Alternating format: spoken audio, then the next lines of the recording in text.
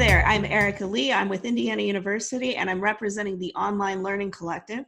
And I'm here today with Jen Kramer. She's from Harvard Extension School. This is the third video in our series of how the heck do I get my course online in a few minutes. This is using Canvas today, but we will have other videos in the future, so watch our YouTube channel for more.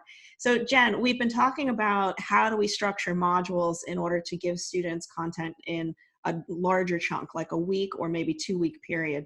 So can you tell us a little bit more about what kinds of things do we put into that module? Sure. So here, this is my third course. I showed you my 2 previous courses. I'm teaching 3 this term. My third course here, this is Modern and Mobile Front-End Web Design 2. So I have students who are carried over from the fall who took part 1. Not all of them come, but some of them do. And what we've been doing here is working on some advanced, very geeky sort of HTML and CSS concepts. And just as you've seen before, we have here a whole series of modules that have been going on in this particular course. And one of the things that's happening is that they have an assignment, which is build a website, because that's always the assignment. But in this particular case, they're building a website that's going to include a whole bunch of things that have been covered in the previous weeks. Okay. And it's very easy because this, rather than trying to like quiz people on code, which is just so ineffective, it's way more effective to have people do a project, like build a website. But there's a lot of moving parts in these types of assignments. In fact, I'll show you my assignment here in just a moment. We have all kinds of sections. We have all kinds of things that are happening and how the points are distributed and what counts for what. So my assignments are ridiculously big and long and complicated. This is just how they've evolved over time. So a few things here about how to put together, if you're going to do a project-based assignment, which many of you might be thinking about doing, here's the features to this assignment that I would encourage you to add. So right at the very top, be sure you state exactly when the assignment is due and be aware that people are in different time zones. So this assignment is due on April 3rd, 2020 by 11:59 p.m. Eastern time, or Harvard time as we call it. Oh, only Harvard would call it that. We call it Harvard time. And that, of course, is because I have students all over the world. Literally, I have students in Australia, I have students in Korea, I have students in Europe, and so they need to adjust. And fortunately, Canvas is actually such that it will compensate for this. And so the students will see it when they turn it in, they'll see it in their local time zone. So that's a really nice feature. But here, of course, they have to know it's 11:59 p.m. Eastern. When you type it in, that calculation isn't done.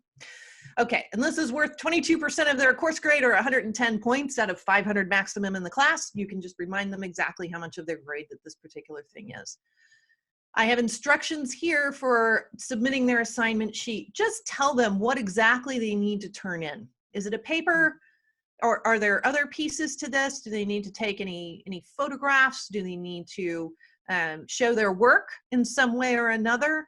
For example, if you're doing some kind of written math test, maybe they need to turn in an answer sheet and they need to show all the work that they did. I don't know. So, and there's many possibilities. In my case, they have a website that's out on the internet, and then they have a turn-in sheet, which I'm going to show you in a minute.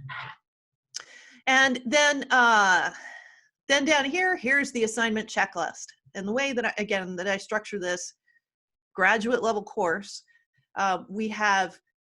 here's a whole bunch of different things that you're going to need to include. So this first part of this is worth 50 points. Here's all the stuff. You don't have to know what any of this stuff means. Just know, like, there's a lot of things that you got to put into this particular website.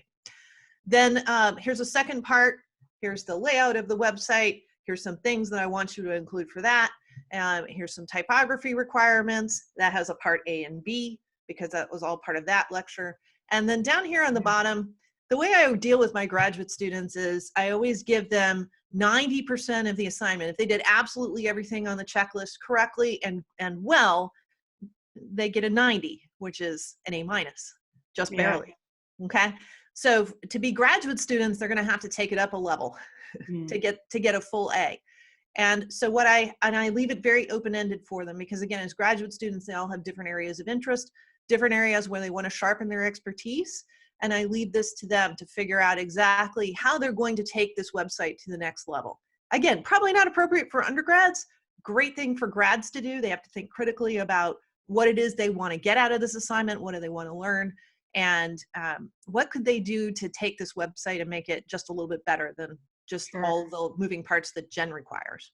But in general, the idea is that you really have to be more explicit here than you might have been in your in-person class, right? Because they can't easily ask you questions the next time.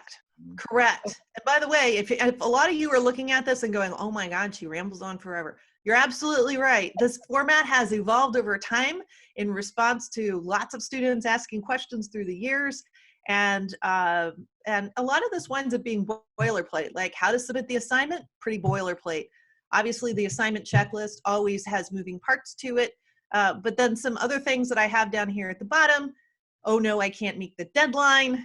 Here's the grading timeline, any regrading type of thing that you might offer. Again, graduate school, what I typically do is give the students one late pass, one regrade pass. They can apply those to their assignments through the term at any point in time, except for the very last assignment, which according to Harvard Extension policies is due on the last day of class, and they cannot get extended unless they fill out the paperwork. You're giving them a little flexibility.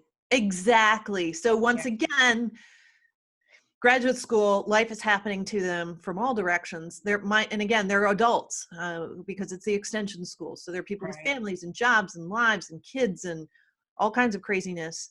And sometimes they need a little bit of extra time on these projects by giving them would you go back to the assignment, like in the module? There was a turn-in sheet. What's that turn-in sheet? Absolutely. Sure. Oh, I left this open. Okay, so here's the turn-in sheet. Yeah. So this opened it in a new window. Well, there you go. Very cool. All right, so the turn-in sheet. All right. Okay, now, Jen, I have to say this looks kind of complex. So what am I looking at here? All right, so I'll tell you. So here we go. This is the assignment 2 turn-in sheet. I put it in Google Docs. It's accessible to anyone with the link. The students can copy this information and post it into their own Google Doc or put it in a Word doc and turn that in. So this asks for the following things. 1, your name, because they will not put their name on it unless you ask for it. Yeah. And then what is the link to the first page of the website? And then those of you who know anything about website design and development, we always have problems across platforms and browsers. I do not require cross-browser compatibility. And so I ask my students, which should it look? Best on Mac or PC, Firefox or Chrome, their choice. And then here we go. Here's the website. And I'm reminding them they can combine some requirements here. And then this is asking for, in this case, line numbers in their code for where they're modeling the things that I'm asking for in the assignment. Okay, so this is essentially the rubric, but you're saying that this is a doc they turn in, and is it the doc is worth points? The document is required in order for me. The document's required, so they have to turn in the document, and the document's essentially the rubric with some, point out some stuff for us, put your name on it. And so this is, I mean, with coding, you've got specific lines you're pointing out, but what if, you know, if my course is not coding based, you know, I might not have specific lines to point out. What other kinds of things could I put in this? Sure. Well, let's see. Oh, okay, so you've got some questions there.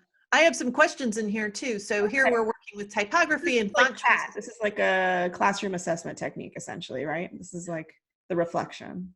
Kind of this part here, this line. What type of relationship do you have between your fonts and why does it work? Okay, because I want them to pick out 2 fonts and use them in their document.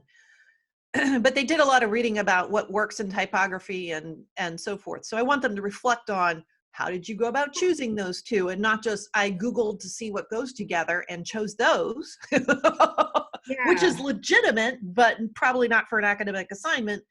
I would like them to reflect the learning from that particular thing. And I can't necessarily grade it through code. So here I'm actually going to ask them to write a little paragraph about what happened and why.